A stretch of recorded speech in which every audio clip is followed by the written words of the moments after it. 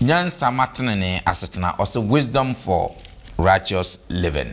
Abusia for na otwe asan abeto ye bion ye de aseda pesi ye be ma twedi ampon nyankopon kote mu nyinara ye no esua enwom enwoma no no kwasam ne se ye no waye adusua no makomako enson na otwe mu no ye pese ye no do asiko ne ehwe adusua etoso enwotwe ne mu so ohwe adusua no atifia sama ose wisdom for righteous living and as nyansa matene asetena ye twe ho abasisia.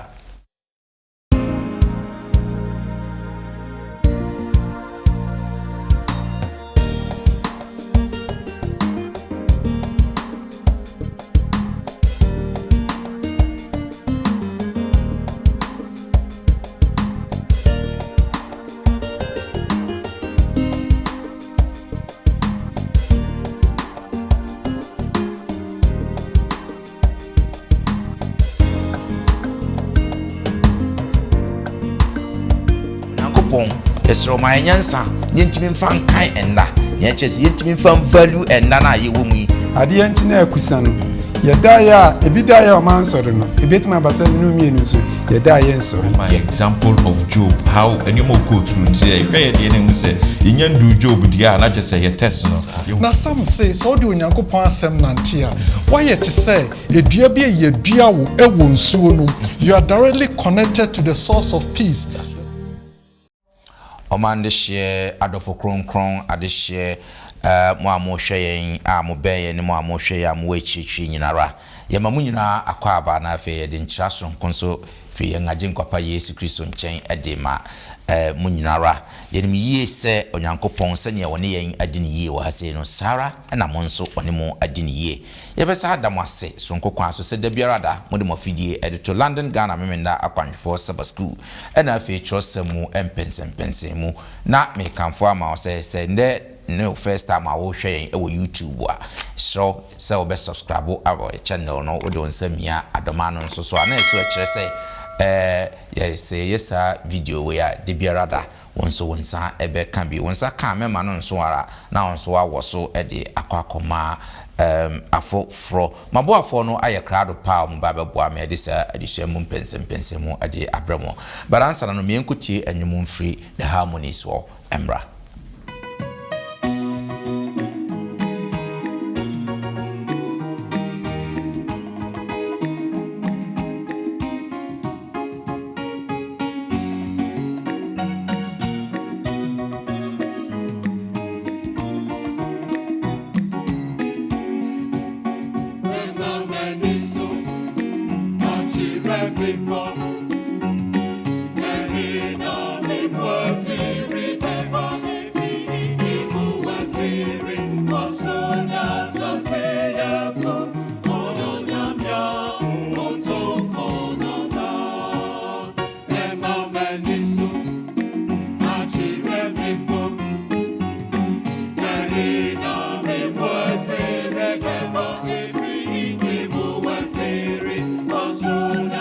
Say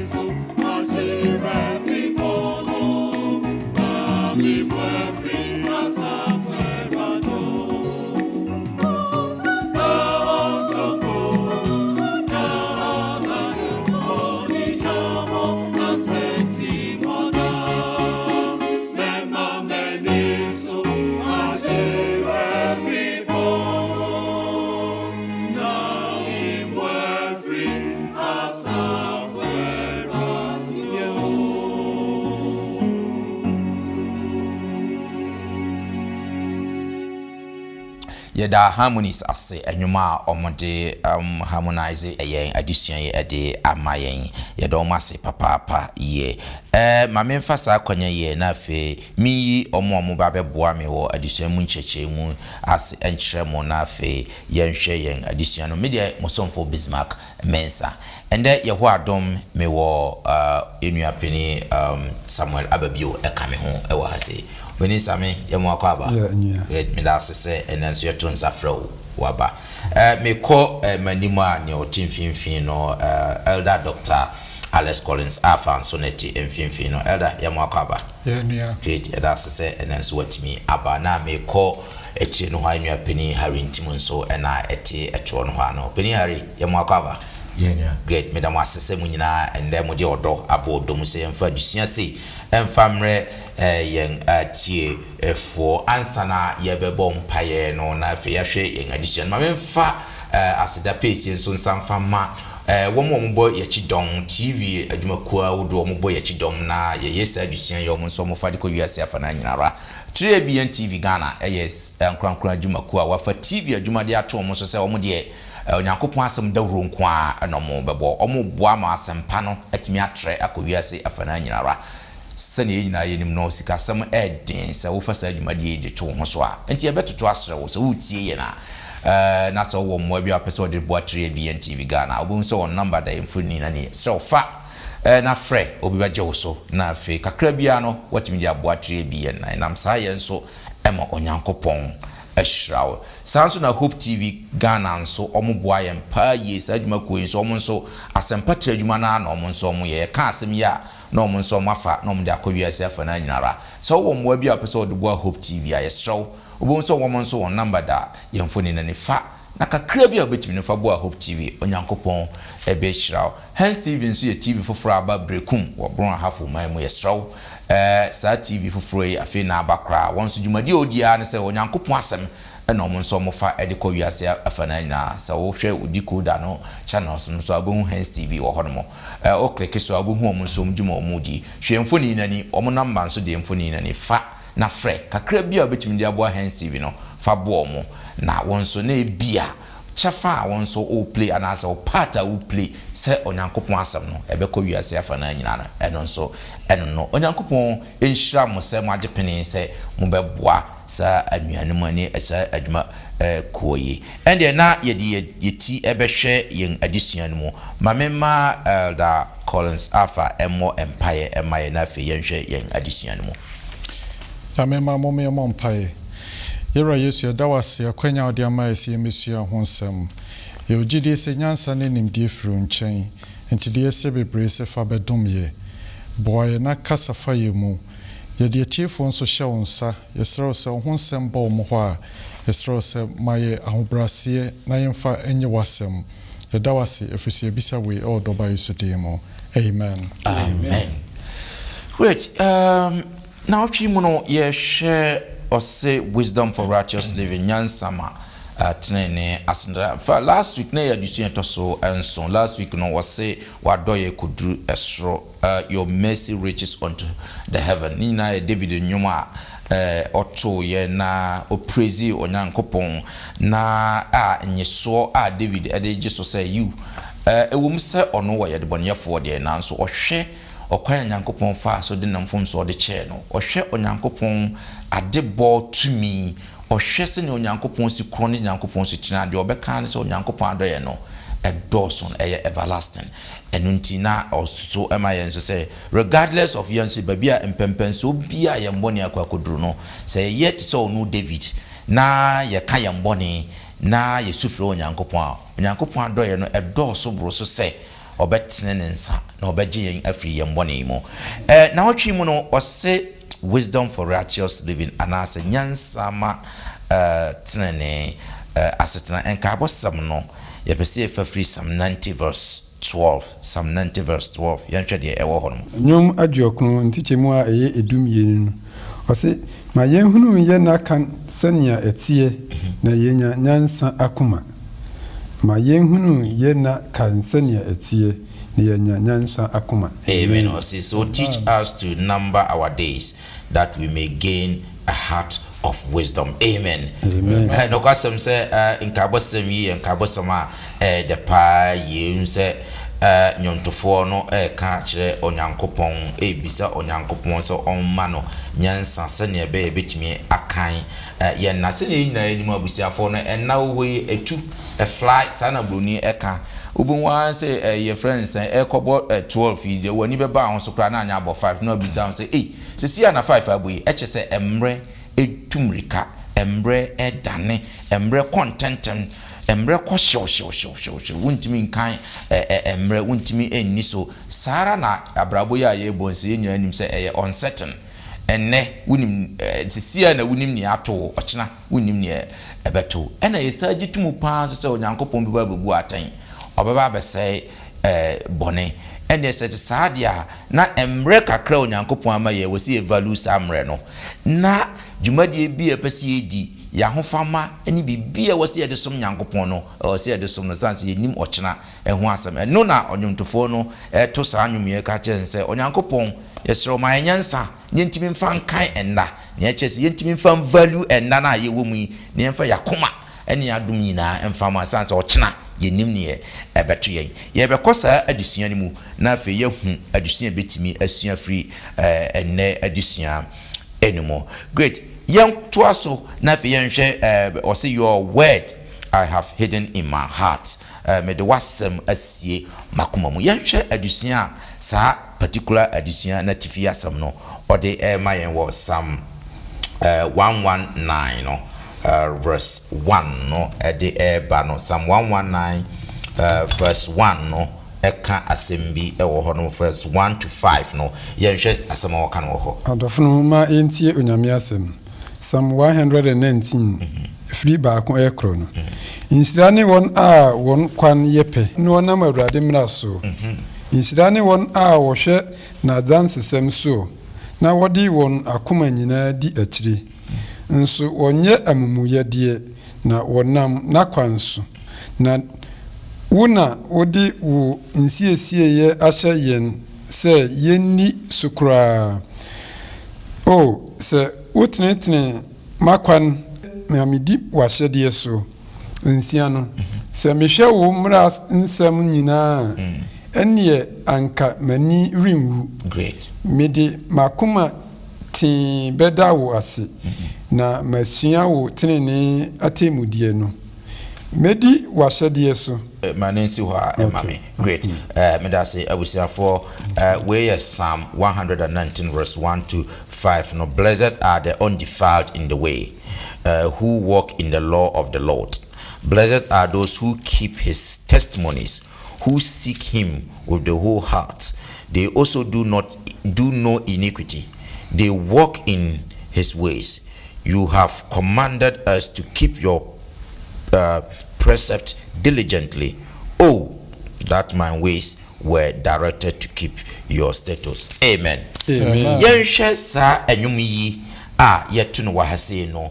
ɛdeɛ bɛn mfoni na etwa kyerɛ yɛn ɛfa wɔn a ɔmayɛ sɛ ɔmbɛgye onyankopɔn mmara ɛne onyankopɔn ahyɛdeɛ so. Many are Bismarck. Onyontofoɔ no saa sami ɔkyerɛ sɛ onyankopɔn ɛde nam ɛkwan bi so a ɔde nam kwan a ɛbɛyɛ kwan yɛbɛnante ɛwɔ tenene so ɛwɔ nyansa mu ɛna onyontofoɔ no kyerɛ sɛ wopɛ sɛ wo nante ɛwɔ tenene mu a righteousness na ejino onyankopɔn asɛm so ɛde sɛ wo nante abra wo nante wo onyankopɔn asɛm so Tessia Psalm 119 no baby me the verse 11 no brofo say your word I have hidden in my heart. That's right. That I might not sin against you. Or the yenam ekwan so yemfa ne say ye wo ha say ye pese ye call a position in central London. So obogu said na more obon say mouth direction a odi beduru ho. Wow, but at some point say uber trust setting up now. You must have some confidence in setting up now about Kermuno. So on trust setting up no say setting up no emma correct answer emma direction I won't follow no. And on some no chere say Onyankopon edi nam ɛwɔ training mo pɛ sɛ o get here to end be a yɛbɛyɛ righteous. That's right. Na sɛ wopɛ sɛ wo get to that destination the route, the path leading to that righteousness ɛyɛ onyankopɔn asɛm. Nti for onyankopɔn asɛm sie wakoma mu. That's right. Di onyankopɔn asɛm so. So wotena ase woyɛ wadwen sɛ wobɛtena ase and live according to the word of God ultimately it will lead you into that righteous living. Obiara ni hɔ a watena ase sɛ ɔde onyankopɔn asɛm na ɛbɛyɛ adwuma na ultimately onyankopɔn asɛm ɛbɛma na dane ɔde bɔnyɛni. Ti sam ne sɛ ɔdɔfoɔ sɛ wopɛ sɛ woyɛ ɔtreneni di a training no ɛwɔ onyankopɔn asɛm mu. Ti fo onyankopɔn asɛm sie wakoma mu na nante ɛwɔ onyankopɔn asɛm so. Great. Medase pa medase dog wacheche mu kama abusiafo ye show senior wisdom for righteous living and I say nyansama tenene asetene na dog ache mu hwe Psalm 119 ya kan ya no kwasem se wo de ba yen ya setene mu a onipa bi ansa na obenya divided mind and as a divided attention or not just say ebia was split wadwene no ana attention between two things. Either say medi onyankopon ahyede so and as medi bibi foforo so but Psalm 119 in contrast no just a true happiness so wani beje pa you bi a wode na dwene na koma nyina e de ato onyankopon asem so ono na obenya true happiness eno na friends say dog a church mu kama e de amaye no afi yen to aso na afi yen hwe another aspect of the lesson na no so e de pa afi eno na e che yen ye pa o say ma yenhu ye nakan teach us to number our days eno no yen hwe Psalm 90 Psalm 90 no ensem bi e wo ho no pa me hwe ba bia ye be kan afri se ne ye mre ni ntino ye betimi a hit straight over there yen hwe Psalm 90 verse 4 no verse come from 3 no e de ba no umientie onyame asem Psalm 90 efri miensa ekono wose woma odasani dani mfuturo na wose onipa mma monsane mra mfuturo mu na mfrinhia apem ye wani so se nnura da a etwa mu no ni anadwumu dasu woma osene kose susuansuo ostese daye anopa ofife se wira anopa eye from na efife anwumre wotwa na atwitwam wode yen amumuye asi wanim wode yen kokoam bone aba wanim hainu mu na enkono nso ekono huri kokan 12 no 12 no osi ma yenhunu ye na kan sede etie na yenya nyansa akoma amen and yen show so sene Psalms from 90 no o kind from 90 na the way narration no esi etie na Lord, you have been our dwelling place in all generations before the mountains were brought forth or ever you had formed the earth and the world. Even from everlasting to everlasting you are God. You turn man to destructions and say, return, O children of men, for 1,000 years in your sight are like yesterday when it's past, and like a watch in the night. You carry them away like a flood. They are like sleep. In the morning they are like grass which grows up. In the morning it flourishes and grows up. In the evening it is cut down and withers. For we have been consumed by your anger, and by your wrath we are fortified. You have set your iniquities before you. Our secret sin is in the light of your constance. So 12 now. So teach us to number our days, that we may gain a heart of wisdom. Amen. Amen. Yenjo edie ben na wo mfoni ben na sa Psalm yi twatwere in terms of ye nipa krampo ye tebia. That's Yunia Bismarck. Ye share addition na anase ye share Psalm 90 na the way o match no na emre ankasa na oka mo asem yeah enso wan hwe ni a hwa ube miss that part say bia nyame nyama nyame bless no de ma ba emre na oka se ye hwe grass enwura na anopa efifi na enwumre ekọ inti saa na ya brabo no so ode toto ho inti wo hwe digital version na ye call LG White my example be in the life that I live page 158 or catch say asema ade nyakopo bebu say ho asempa one of them your time I spend that's right. We say and what did we do with it that time that's right so ye hwemu a wo cheche mu say ye ma ho kwan say nyakopon de be adwuma o dane yen with media ka part of the mission be a tool for him so that he can achieve all that he wants us to do so emre na ye be use no e very very vital I think she call your condition say benya more of that to come in me dey see for now okay all right me that's opening Harry yes kakra me dey so enua Harry dey no so yes see hwe adusiane title na o see teachers to number our days yes na adusiane ankasa title na say nyansa ma tenene asetena etre say ansa na yebetimi atena tenene asetena no ye hia nyansa if you say with that nyame mu nyansa no ye de ano beka nse metimi atena na enso no untimi enumru na ebeba beyi ama ya se ene se nyame ama ye nyansa yen kai se ye number ye days because da na ye se enti ho da eni nti opese ye aware se ye nya nyansa awo nyame mu dia yen kai se de ye dama ade achi ye no ade iwura na efufu ine no ade yanchi na akusa no yedaya ebidaya o man sori no ebetima abasa minu mienu so yedaya nsori entini ye aware of data ye creating awareness ye hu se da na se from enti hoda entini ye hu se sie di nyansa etna ase dia yenka se yentna ase da eda bi be banso ye sabe bu great madam ase abusina for addition no ye the pa ye or say wisdom for righteous living nyansa ma tenene ase no we should the way we develop theme no and the way we develop sentences no the way one year narrative now also the can dinipa edit to bia bi mu de to enwira ho in fact nipa the strongest no krompo or na enwira the weakest not just nipa de nsahwe sa no odi so wo hwe donation na sa no di kan kire o chese nipa ye nyehwe na chese ye kwa ye be ya no papa ne adidi atema ya ka hodo ye nyehwe odi kan amle sa premises no ache eno se enam se ye nyehwe ntia wo se tenase ye de nyansa tenase na ye be kwan okwan benso na ye be fa so na de nyansa tenase eno se ene kire ye okwan ye be fa so anamba ye days because we are very weak enche say make us say obituary ochina ye kwa ye bebre se enche nipa nche wasasi sunu awudi e ende na che se every second every minute every hour ubetena asasi su ase no e was so using wisely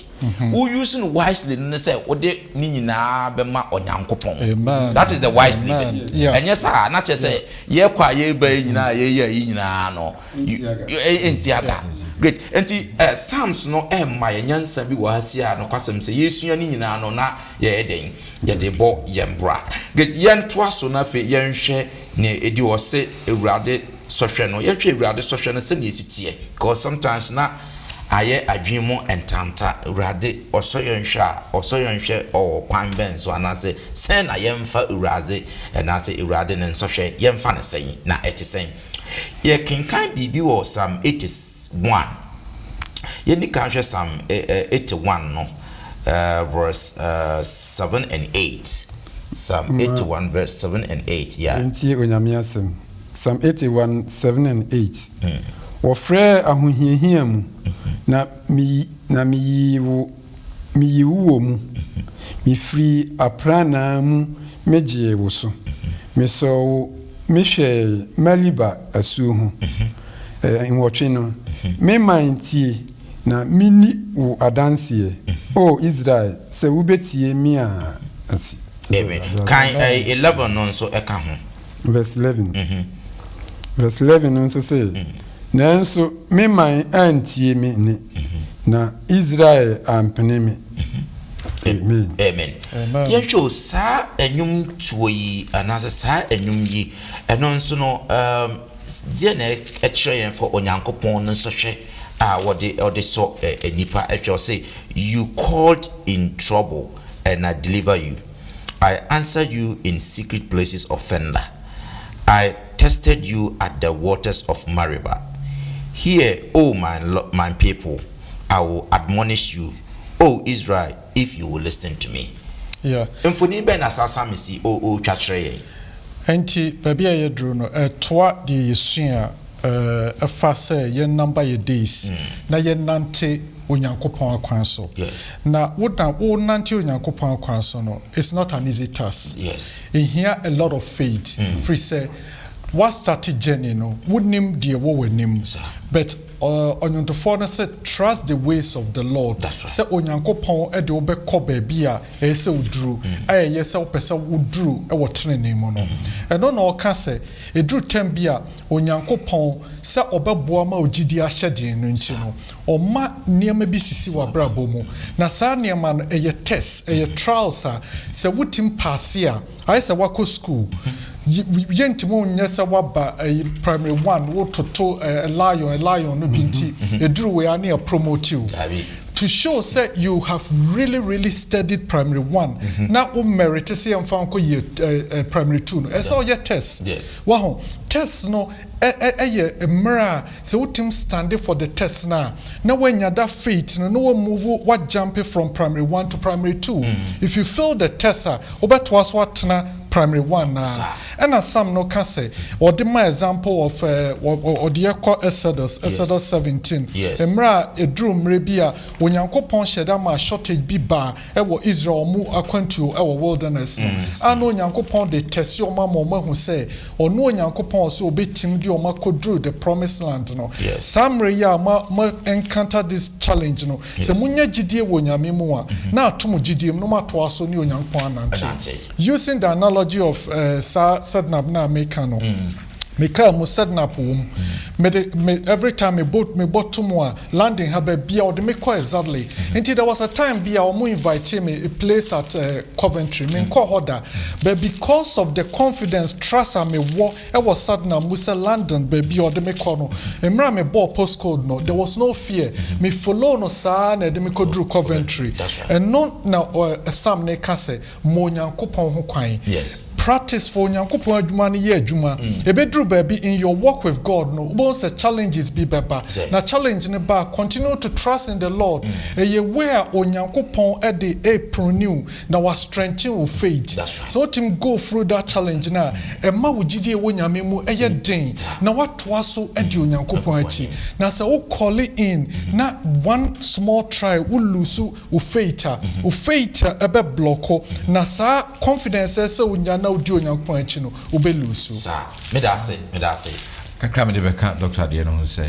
yehwa adesua ni mu a first one I say sa come back to temptation of the righteous say say ahontefo na say be si di nyame achi a yemfa no toto say temptation meba a more different types everba our way but nini na mu nyankopon ma ho kwan esi ati say o sheda no man ho kwan it are not me a test you heard Job nyankopon my example of Job how any more go through nti e hwe de na mu say yenyan do Job dia na je say test no you have so many levels say the doctor can to go through na nini na wi a to say the addition yesian win a hon yenya your strength in if you do stage 1 stage 2 ahun say okay nyame ene ne nante no tester ye komu na ye nyi woni mu no any said you use no a hon ye do nti kakra me de ka ho say me da say onyame enhyamo mo ayade pa say abusiafo yegusuara ye hwe o say onyankopon on train yen kan yen na on che se na ebisi akan yen na na ohwe na so nyansama atsetena anase nyansama tenene asetena so wotena ho na pese wo ye wotena tenene asetena anase opese wotena tenene asetena wisdom a wo hia nyansa wo hia a obetimi di atena se na yabu se wo ye tenene maboafo no eboa ema ye hwe sa adisua yi mo ye nhwe we nso a o ka se abonefo kwan so na ada no eno nso Psalm 141 verse Psalm 141 no share verse 3 4 and 9 to 10 verse 3 4 9 to 10 Pamcho ma yenti onyame asem wo Psalm 141 3 and 4 and 9 to 10 asi awurade fa owen bewen manu na hwe manu fafa pono ano nkum makoma nkum nsemoni hu se mene nipa amumuyefo bedi nsemoni na ma menka won nkono wade ni bi yes menhwe afi 9 to 10 kura mi free apa a wasum min amumuyo mfidie hu sa ma bonifo nhwe won ankasa nsemamu na me die min sane hu ko preko amen great or say so wo share Psalm 141 no na me can 3 4 8 to 10 na 3 no say set a guard O Lord over my mouth keep watch over the door of my lips now say do not incline my heart to any evil thing to practice wicked works with men who work iniquity and do not let me eat of their delicacies. Now if you over 8 or say but my eyes are upon you O God the Lord in you I take refuge do not leave my soul destitute keep me from the snares they have laid for me and from the traps of the workers of iniquity let the wicked fall into their own nets while I escape safely amen echo hasen so na empabo ben na anyomtofo yi oboyi nya Bismarck eda sipa si ahwa ken kansem na ye kai Psalm 141 na sadi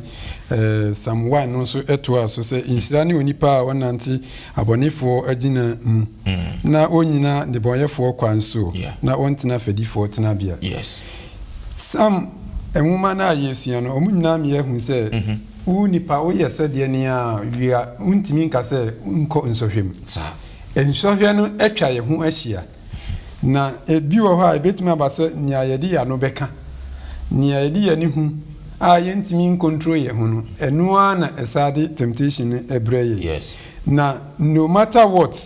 obia nu ha ebetumi aka so no de wapa nsohwe hu dabi enti trosem no ka asi hu adanse na se asi su bio se yes emire bia no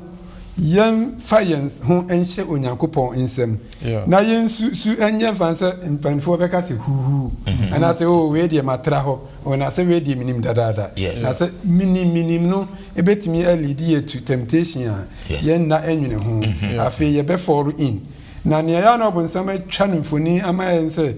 o ma yen hu afoforo de but ye de ye hu enti David ana se onyomtofo no sire nyankopon se ebetumi a enka afedifo okra tena bia no ma onko ho because ho betumi alidi ni tu na wa ankotena aboneyefo nso etena bia na emom no na no nso betumi onto na no laleka because ni ebie ya no kana eno ane yesa enya ho consequence enye ntini ya obompa ye no osire minu mienu nso enye mpa iboma yesa nyankopon da bia wonto ya no nareka se de yemfia no nkeka nia ensese yeka yemfia ni nkohwe ni ensese yefe ni ankosa ensohwe nim me da say openi ababio waya de pa busiafo yegusu ara ye hwe yen adisua na se na ebetimi atena se ewo nyansamu na ya hwe David anwuma a wochro ye mpaebo nwuma a wochro Psalm 141 nse ni nyina so nyina ne se na David bompa ye se no Nyankopon ebeje no afri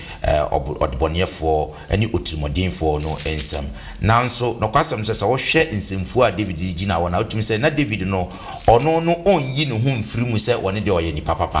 ono nso eka wonim se ono nso srebo ne fache woni mu mpo ne nsam no wesi kurampa wo ka no se obompa ye se Onyankopon ma ne nsam na wo ka no mpo enso nani se ne ebeya Onyankopon ebeje na mpaibo na David ebon no ye bompa ye sufre Nyankopon se onyi ye mfiri atamfo nsam ba ye nso yakuma mu tisai so yensam a ye kan etesen ye bom paye se onyame ngi ye mfiri ya tamfo nsa ye so ye ya tamfo ama ebi mu ana David was aware of that nti obom paye no do no hunso him sanso no nso hia sa deliverance ne bi it is adisua ma yem nyina se ne enwom no ekọ ema yen hwe ne di awie na fe yen fansoro yen adisua anoso ose blessings of the righteous living eno ye hwe inshira a ewo ho ma obi a wasi nkete se one de obetena se amanyankopon Psalm 1 Yancho Psalm 1 from verse 1 to 3 no yancho se ne otikin kan no mama yenti onyame asem nyom enwoma ne yedi kai no wasi inshira ni onipa a onante abonefo gina mu na onyina